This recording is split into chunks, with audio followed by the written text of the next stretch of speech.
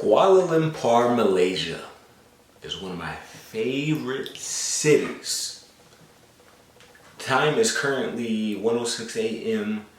Tuesday, November 25th, 2025. Why do I have to preference this? Because how I feel today may be different how I feel a year from now once I have more traveling under my belt. However, I do want to say at this moment I have been to I've been to 16 countries, a quarter of all the states, dozens of different territories, and thousands of different cities at this point. I'm here to say that Kuala Lumpur, Malaysia is one of my favorite cities, and I can explain to you why very shortly. First, I want to tell everybody, make sure you hit that like button. It looks like a thumbs up like this in the corner to help the video get promoted in the algo. Now, if you've been watching me for a while, you know that I've been traveling to many different places, and I always usually talk highly, for the most part, about my Malaysian experience. At this point, I think I've been there 3 times, kind of lost track. Now, one thing I noticed as far as Kuala Lumpur is the vibes of the people, right? So the reason why this is one of my favorite cities in the world, by the way, is the vibes of the people, the food, the hospitality, the weather, all that. So we're gonna go break it down section by section. First, starting with the vibes of the people. Now, I've been to many cities in Asia. I've been to Bangkok, I've been to Hong Kong, a lot of it, right? You can check out my previous videos. You see all the different cities I've been to. And you hear me talk about some of the ones that I hope to go to in the future, right? A couple months I should be going to Vietnam. I'll keep you updated. But the thing about Kuala Lumpur, Malaysia, when it comes to the people, is they are very generous from my point of view, right? Usually when I go to Kuala Lumpur, Malaysia, I'm fresh off a trip from like Thailand or something like that, right? And respectfully, I notice a difference between the cultures. I love both places. But when I'm in Kuala Lumpur, Malaysia, it's like people do not accept money when I'm trying to show thanks, right? It's like done out of the kindness of their heart, right? So my first time in Kuala Lumpur, Malaysia, I've told this story before for some of the people who've seen some of my older videos. For some of the people who are more new on my channel, this story is going to be fairly interesting to you, right? So I went to Kuala Lumpur, Malaysia. The first day I got there, I tried to take a Grab. For whatever reason, you know, Grab is like the Uber in Asia, right? It works in Singapore, it's working in Thailand, but for whatever reason it would not work in Malaysia. They wanted me to take a picture of my face to prove it was actually me. So I'm like, okay. I'm trying to take the picture, but one cell phone is messed up. Like, it can't connect to Wi-Fi, it can't do anything. The other cell phone, it can take pictures, but for whatever reason it was not reading the picture. So I'm like, man, I got 2 phones and neither one of them are working, right? So I'm like, after like an hour of being in the airport, I was like, you know what, let me just try to take the train anywhere. So I took the train, or the bus, I'm sorry, the metro they have in the airport. Long story short, I took the bus to this nearest metro station, and then that's when I was going to try to figure things out, right? I saw these 2 younger gentlemen, maybe like 18, 19, 20 years old. So I'm thinking like, okay, if they're young, I'm assuming that they speak English, right? Because it's become more popular across the world. You know, some of the older generation, you know, 50s, 60s, 70s, they may not know English. So I just assumed like, okay, these kids know English. So I go to start talking to them, right? And lo and behold, they speak English. So I'm like, oh, okay, that's what's up. Hey, how y'all doing? Blah, blah, blah. I was like, help me. I'm trying to take the train to my Airbnb. I'm showing them the address. They said, okay, follow. They follow. I follow them. They showed me to this train. It's like a, how do I explain? Like a kiosk almost, right? So you buy the ticket there. However, the machine did not accept credit cards, and all I had was credit cards. So they pointed like, there's an ATM there. So I'm like, okay, cool. I go to the cash, go to ATM, get the cash, come back. By the time I come back, they hand me something. I'm like, what is this? It was a ticket. Let you know that these nice people bought me a ticket for the thing. I'm like, oh, you got it? Oh, it's like, you didn't have to do that. They're like, no, come with us. We're going to the same area. Because their stop was a couple stops ahead. So they're like, we'll show you. So they walked me upstairs to the train, the metro. We took it to my stop. They told me, this is where you go. I said, thank you. I tried to give them money. Like, here, take this money. Like, because you're being nice to me. You're showing me, you're teaching me about the place. You're helping me get around, blah, blah, blah. Here's some money. They was like, no. They would not take, and these people, one of them looked way younger. One of them looked like he's probably like 15, 16. I think it was his little brother. So I'm like, man, just here, take it. And they just would not take the food. So I said, all right. So on the reverse side of that, my trip is ending. I'm trying to leave. I had another issue with my Grab. I ordered a Grab. By this time I got my thing working so I can order Grabs. But I'm ordering and the person canceled on me. I got canceled on like 3 times. Mind you, I'm trying to hurry up and get to the airport so I don't miss my flight.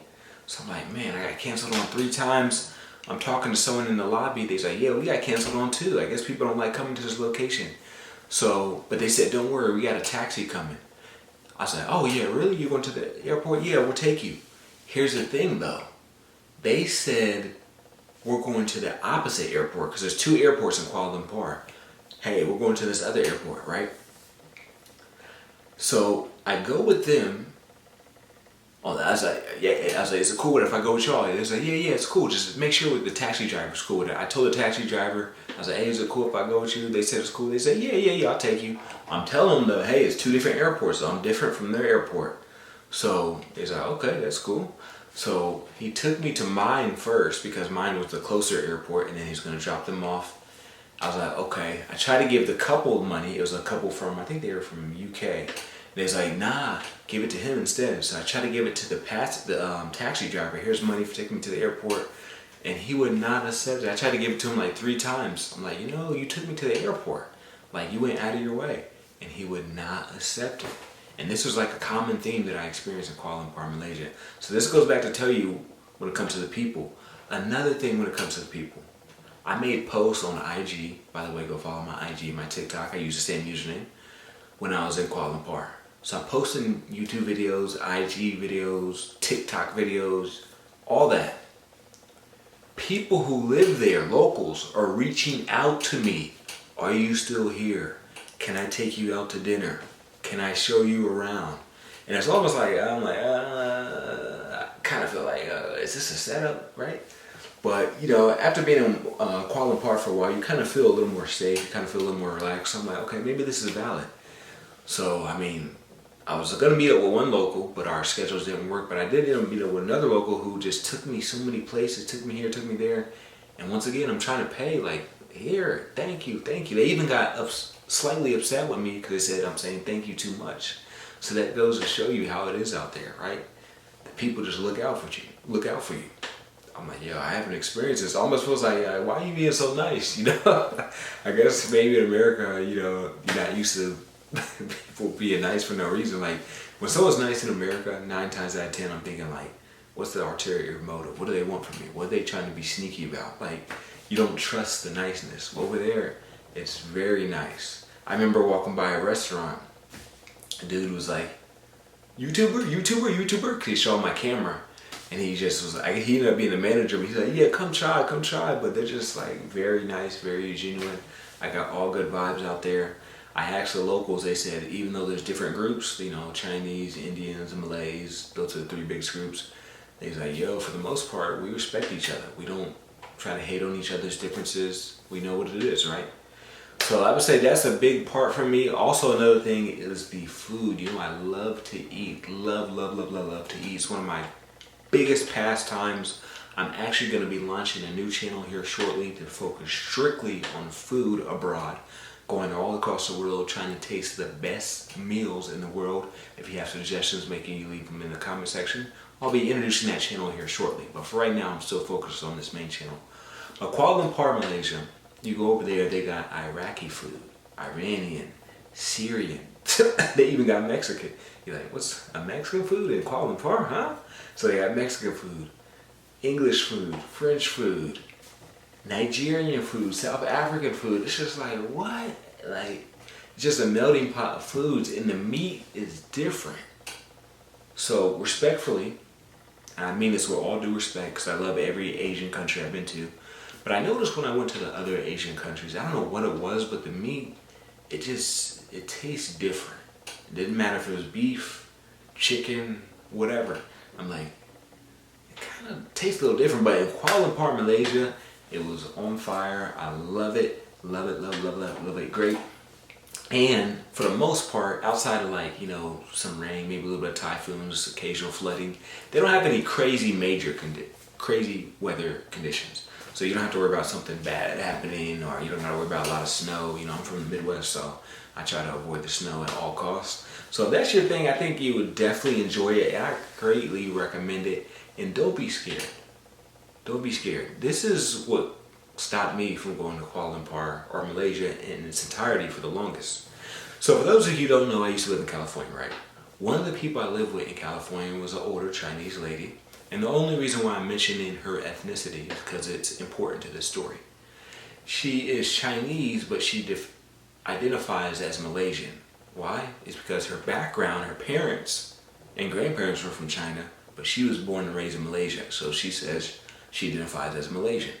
I was like, okay, makes sense, right? But long story short, upon living with this lady in California, she would tell me about her youth, her childhood, etc. So one of the things she told me about was how she was coming up in Malaysia and how it was dangerous. So I had this in my mind the whole time, because I always loved traveling. So I'm like, oh, you're from Malaysia, that's cool, I want to go. She's like, no, don't go, it's dangerous. So for many years, I had it in my head, don't go to Malaysia, it's dangerous. Because why would a local, someone who's actually from there, say that? If anything, they're trying to promote their country, like, yeah, my country's the best, my country's this and that. She was telling me, do not go. So I'm going by her word. She told me not to go. I'm assuming that it's dangerous, like she said. So I avoided it for the longest, but I had one Asian trip when I was supposed to go to Vietnam. I was going to meet a friend. Me and this friend had a falling out. So because me and this friend had a falling out, I decided not to go to Vietnam, because that's where I was going to meet the friend. So I'm like, where else should I go? I got a friend in Singapore, but I don't want to fly just to go to Singapore. It's a small country and not do anything else. So, I kept in mind Malaysia's dangerous. So I still didn't entertain Malaysia all the way, but I knew I was going to Singapore. Keep that in mind. Now, at the time I was in Thailand. So I was in Thailand, originally going to go to Vietnam, but for sure going to Singapore. So I'm in Thailand and I'm meeting local Thai people. The local Thai people, I notice on a frequent basis, are going to Malaysia. I'm like, what's so special about Malaysia? Why are all these Thai people going to Malaysia? So I started asking them, they use the, what is it called, WeChat or something, Line? One of those little mobile apps. They don't use WhatsApp like they do in Latin America, But anyways, I'm starting to text them like, why are so many Thai people local going to Malaysia? More specifically, Kuala Lumpur. And they told me it's cheaper than Bangkok, Thailand. I'm like, what? Bangkok, Thailand is already affordable to me as an American. No disrespect to the locals. So I'm like, I couldn't even imagine it. You mean cheaper than Bangkok, Thailand? I just bought dinner for $3. How can it be cheaper? And they told me like, hey, they go there for the clothing because the clothing's cheaper. So I'm like, okay, maybe I should go. I brought it up to my friend in Singapore. I'm like, hey, all these Thai people are telling me how they're going to Kuala Lumpur. They said it's cool. They said it's a vibe. They said it's cheaper. However, the lady I live with in California told me it's dangerous. On top of that, I just seen something on Instagram prior to that saying, hey, you have to treat the women a certain way. You can't hold hands or make eye contact if you're not married. So I'm like, between that and the danger thing I got in my head, like maybe I shouldn't go. I brought it up to my friend. Long story short, he's an American who lives in Singapore, but he was like, man, I go there all the time, my girl. You don't got to worry about nothing. It's safe. You don't got to worry about getting kidnapped, man. He said, all that stuff you heard is BS. So I was like, okay, maybe I'll give it a try. So originally I scheduled, I think it was just like 2-3 days there just to keep it safe. Like I didn't want to do the extended time, but after those 2-3 days, it was just magical. And since then I've been back like 3-4 times or something. But yeah, I love it. And shout out to all my Malaysians. Shout out to all the people who recommended me to go to the east side. It's only a matter of time before I go to the east side, Sabah, Kaching, everywhere. I even want to go to areas that are not on the east. Like I want to check out Georgetown and Penang and all that. I heard Penang is a very food capital, so we're going to see what's up with that. But make sure you like, comment, subscribe, and share. I got more content coming on a regular basis. I'm not stopping. I'm just preparing for 2026. We got a lot of plans for 2026, baby. We're going to start traveling again. And this time, I'm going to relocate permanently, right? So I don't plan on returning back to America outside of visiting family members, friends, and certain financial opportunities. But for the most part, I'm pretty much out of here. So can't wait to 2026. Hope you have a nice and lovely day. Peace.